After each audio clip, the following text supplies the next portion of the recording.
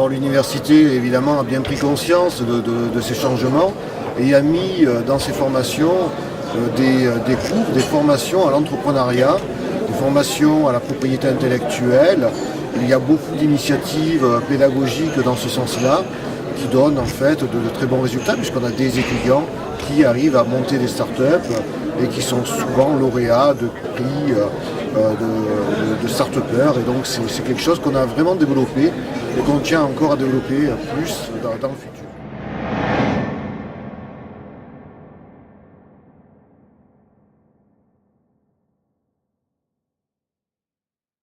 Alors on a eu une politique sur l'innovation qui est assez ambitieuse puisqu'on a mis l'innovation au même niveau que la recherche et la formation.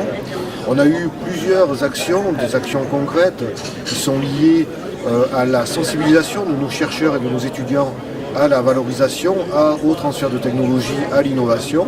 On a fait des guides, on a fait des cours en ligne, on a aussi labellisé nos plateformes de recherche technologique pour qu'elles soient plus faciles d'accès auprès des industriels.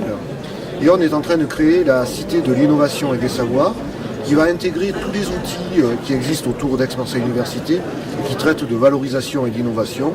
Cette Cité de l'innovation et des savoirs, ça va être le fleuron d'AMU en termes, et l'image de marque d'AMU en termes d'innovation. Ça s'inscrit dans un projet plus global, un projet global de hub de l'innovation avec la métropole et son totem numérique et la chambre de commerce.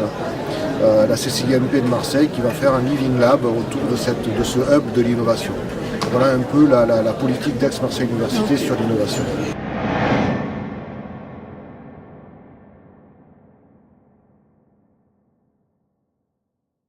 On a suivi différents modèles, mais certains modèles sont arrivés à maturité.